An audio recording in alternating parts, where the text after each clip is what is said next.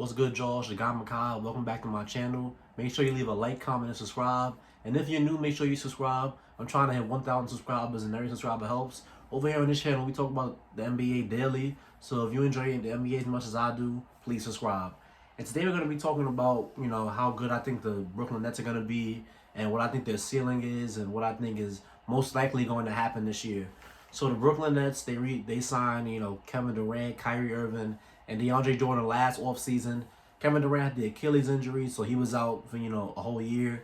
Kyrie came and played a couple games for the Nets, like 30, 35 games for the Nets. Then he was out for the rest of the season. So last year was really a wash, and, people were just waiting for, and the next organization was waiting for this year to, go all in and just play for real this year. So they signed Steve Nash in the offseason to be some sort of, player coach, like, because, former players, they always, get these head coaching looks because, they know the game a lot well. They know the game a lot better than, these other guys. So Steve Nash, one of the greatest point guards of all time, very, very high IQ player. They bring him in hoping that he can, do special things with KD and Kyrie and the rest of the Nets team. So Kevin Durant, I saw him the other night in the preseason game, and the worry with KD was that he was going to come back and not be the KD we remember, be, a step slower. I was never worried about him, getting off his shot. He's 7 feet tall. He can shoot over anybody in the league. Just when he gets to a spot, he can just raise up. That I was never worried about. I was just worried about how quick he was going to be and just if he can still get to the rim like he used to. And based on what I've seen, in just this one preseason game, just the first half really, based on what I saw, KD looks just fine to me. He looks still explosive. He still has that, first step speed. He can still get past guys. He still shoots over guys. He looks just fine. And Kyrie is still Kyrie, one of the best scorers in the NBA, one of the most skilled players in the NBA. He's still gonna, isolate somebody, come off a screen, shoot, the beautiful mid range. He's still a crafty finisher. He can still knock down threes at a high level. So I'm not really worried about KD and Kyrie. Caris LeVert, Spencer Dinwiddie, Jared Allen, DeAndre Jordan. There are other guys that are not going to be on the forefront of the team, but they're still going to be good, coming off the bench and, filling out the rest of that starting lineup. Caris LeVert is a great scorer. Everybody knows about Caris LeVert. He can do a lot of stuff off the dribble. I don't know if he's much of a catch and shoot guy, but Steve Nash said that he's going to come off the bench. He sees him as like the six-man kind of guy. So I think Caris LeVert automatically is going to be a six-man of the year candidate because when you come off of the bench for these guys right here, you get to run that second unit, you can show a lot more of what you would not be able to show if you were starting along KD and Kyrie. And Spencer Dinwiddie, another great scorer on this team.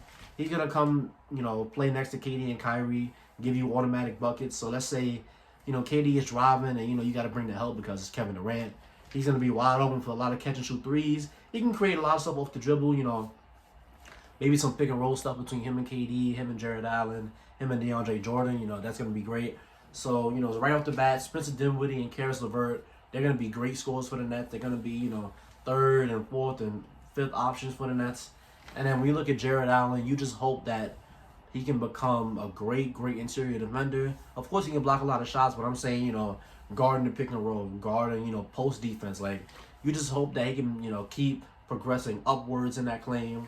And DeAndre Jordan, obviously, he's not, Lob City Clippers DJ, but he's still a lob threat. He can still block shots, and he can still set screens and roll hard to the rim. So, with that, you just hope that just continues to be solid. You don't need, 20 and 10 from him a night.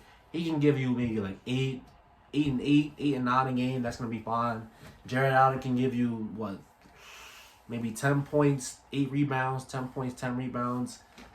Caris LeVert off the bench, I see him like a 16, 17-point guy. Dinwiddie like a 12, 14-point guy. And, I just see a lot of these guys having great production next to KD and Kyrie.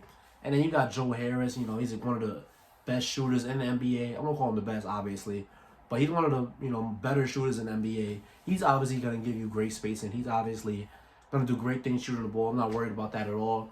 The biggest question with this Nets team is the defense because when you look at the starting lineup, it's going to be KD, Kyrie, Dinwiddie, probably going to be... it's going to be DeAndre Jordan because they said... Steve Nash said that Jared Allen is not going to start. So, yeah, you're going to have those guys in the lineup.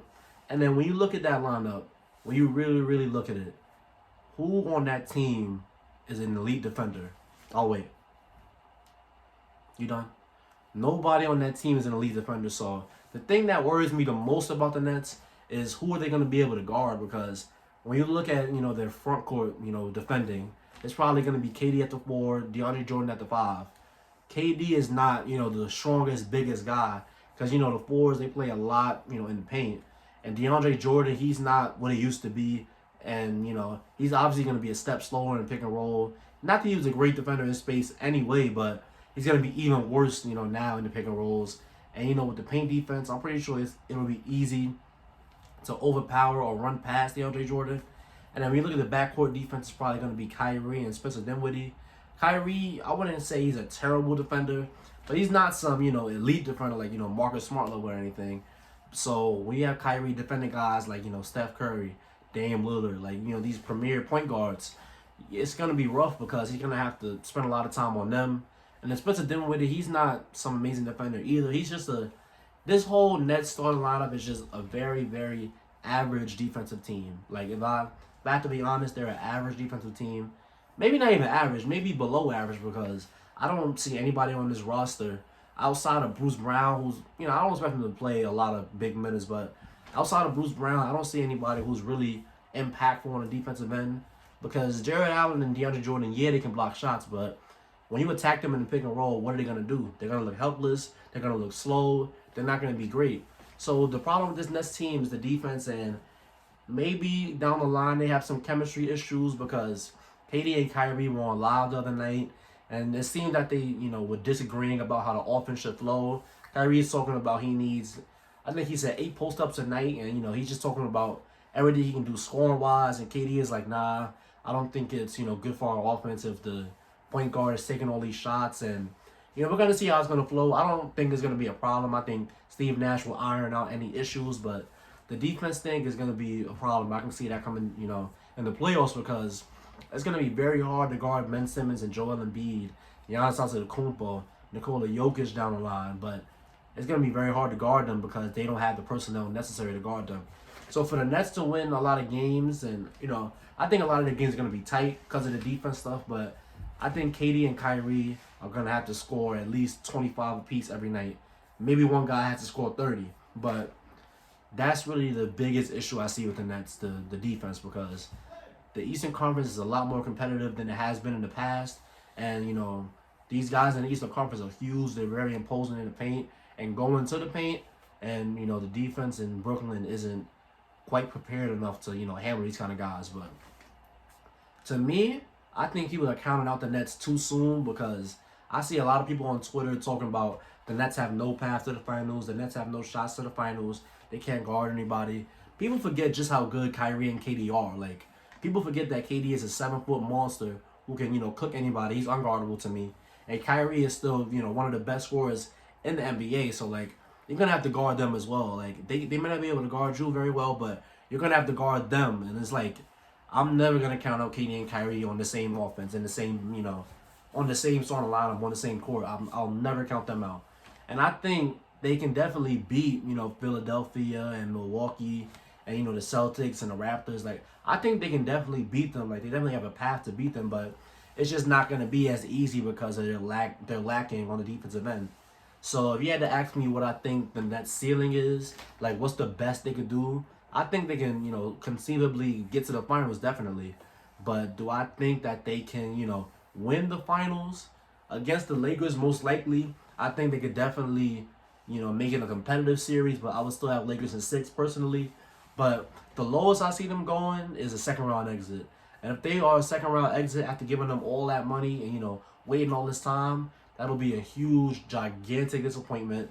And, we're just going to have to see what happens for them next year. But the best I think they can do this year is definitely a finals appearance. I'm not counting them out, solely based on defense, because defense is not as important as people try to make it out to be, because it's great if you can guard somebody and lock them down, but they're not going to miss every shot. They're not going to, be that effective. It's just defense is like, can you get these key stops and these key moments, and, do you have the effort and the will and the hunger to stop these guys and then go down and get your own bucket? But if you just only play defense and you can't score, it's really not going to work. It's better to have, you know, these great, amazing offensive guys, and you just hope that they can figure it out on defense. You hope that Steve Nash can, you know, keep the offense flowing and, you know, get guys open looks and just really make it easier on them than, you know, it's looking like it will be. But yeah, if you see it in this video, thank you. Don't forget to like, comment, and subscribe, and I'll see you on the next one.